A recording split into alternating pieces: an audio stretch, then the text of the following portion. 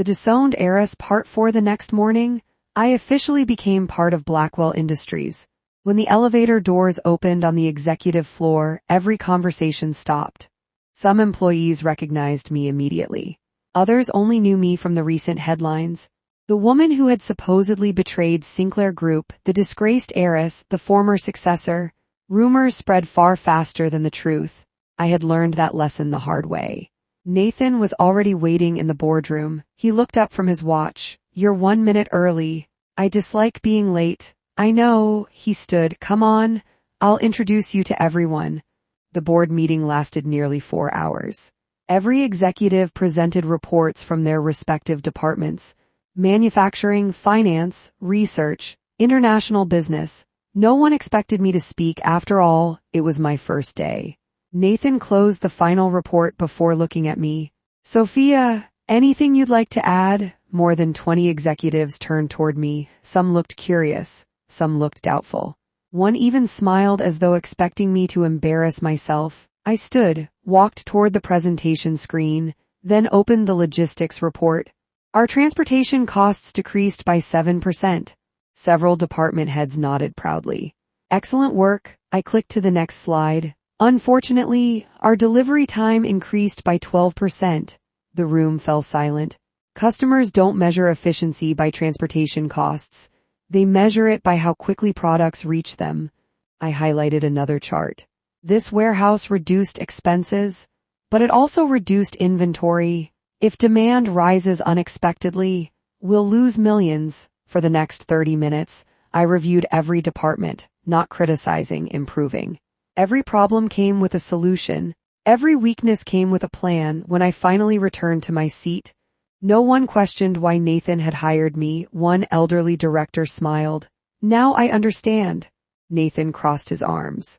"I told you." Over the following 2 weeks, my schedule became even busier than before. Ironically, leaving Sinclair Group hadn't reduced my workload, it had increased it. The only difference. This time every achievement belonged to me, not to my family. One afternoon, Daniel visited my office. He placed a folder on my desk. "Your investment portfolio." I opened it. Every company in which I owned shares had submitted quarterly reports. Most of them had one thing in common. Their contracts with Sinclair Group were approaching expiration. Daniel looked at me. "They're asking for your opinion." I slowly closed the folder. "I'll meet each board personally." "You aren't going to tell them what to do?" "No, I'll tell them the truth." The following week, I attended meeting after meeting. Every company asked essentially the same question.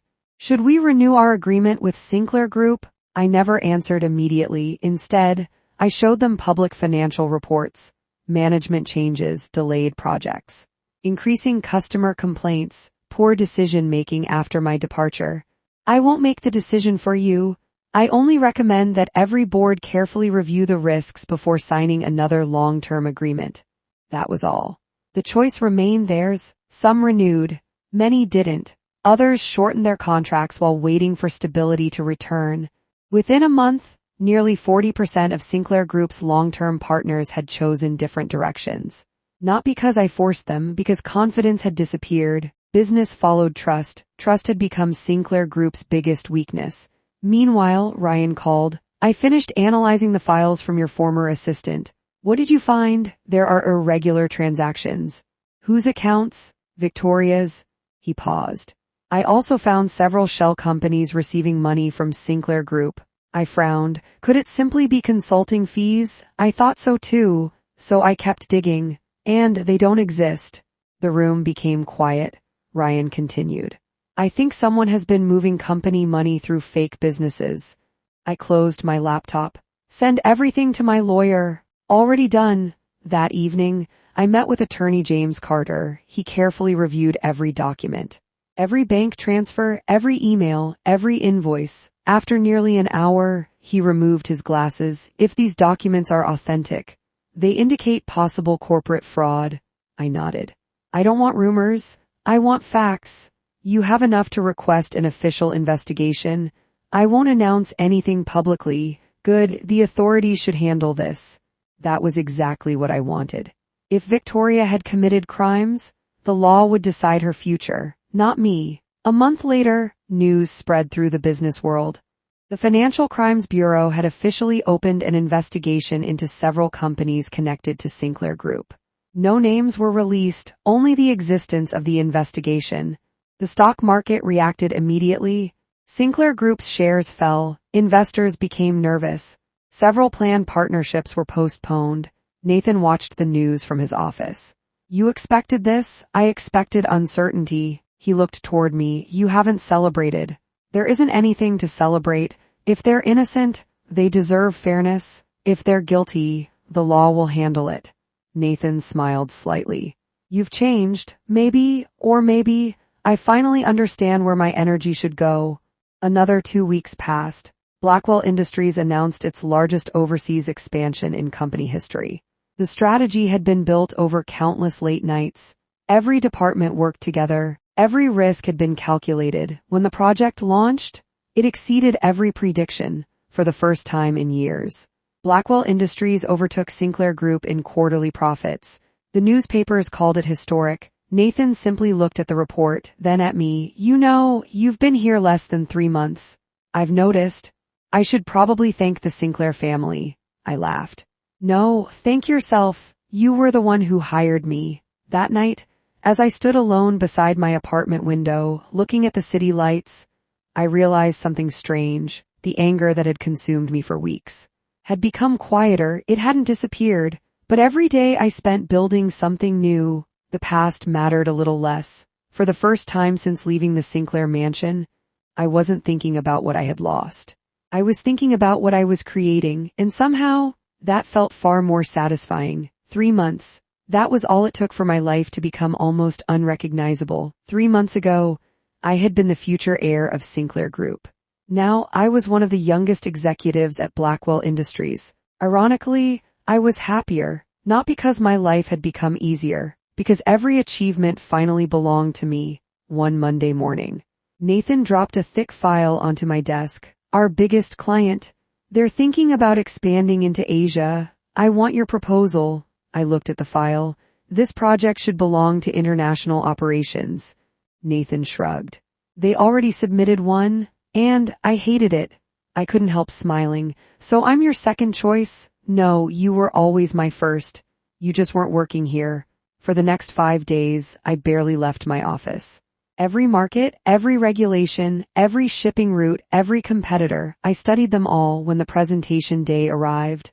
The conference room was filled with executives from both companies. I walked to the front. No notes, no script. Only confidence. 90 minutes later, the client accepted our proposal without requesting a single revision.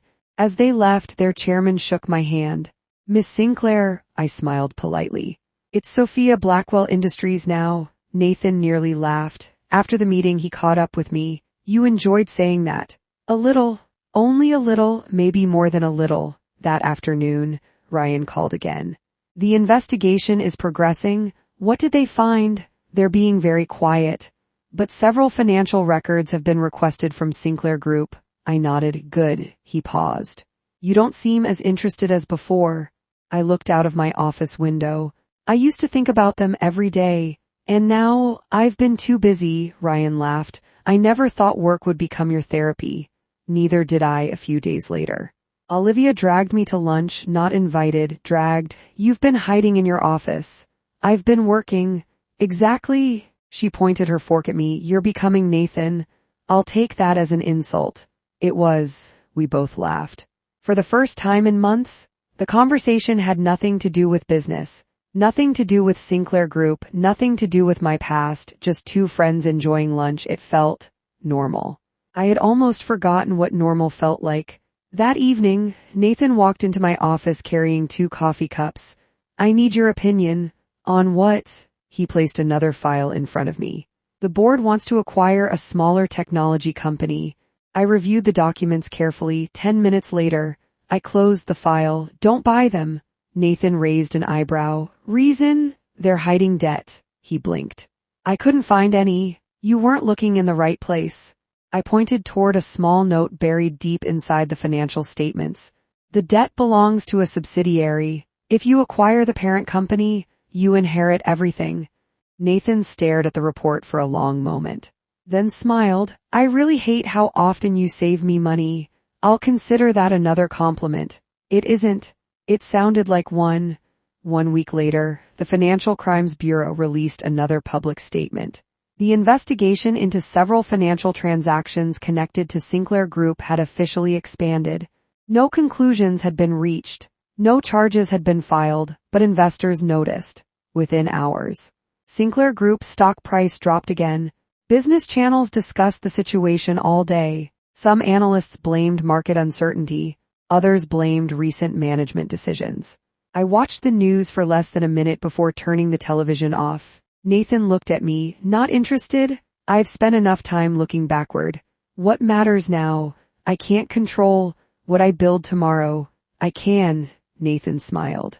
That's the answer I was hoping for. Several days later, my lawyer visited my office. The investigators thanked us. For what? The documents. They've asked for additional records. If they need anything else, we'll cooperate. He nodded. That's all. As he stood to leave, he stopped. Miss Sinclair. Yes, whatever happens from here, the law will decide it. I smiled. I know, and that's exactly how it should be. Life slowly settled into a routine, morning meetings, afternoon negotiations, evening reports, late-night strategy sessions with Nathan, occasional dinners with Olivia. For the first time in years, I wasn't living according to someone else's expectations. I was living according to my own. One rainy evening, I returned to my apartment carrying another stack of reports.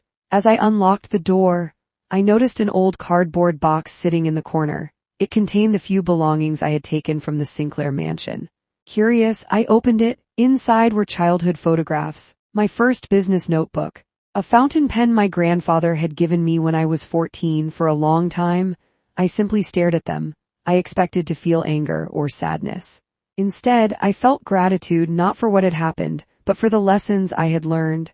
Those memories were part of me. They had shaped me, but they no longer defined me. I carefully closed the box, placed it back on the shelf, and walked away. Some chapters of life deserve to be remembered, not relived. The following morning, as the sun rose over the city, I stood in front of the glass windows of my office, watching thousands of people begin another day. Nathan walked in beside me. What are you thinking about? I smiled faintly. For the first time in a long time, I'm not thinking about proving anyone wrong. I'm thinking about proving myself right. He nodded. I think that's when people become truly successful. I looked toward the skyline. The future no longer frightened me for the first time. It excited me, and deep inside, I knew this was only the beginning, to be continued.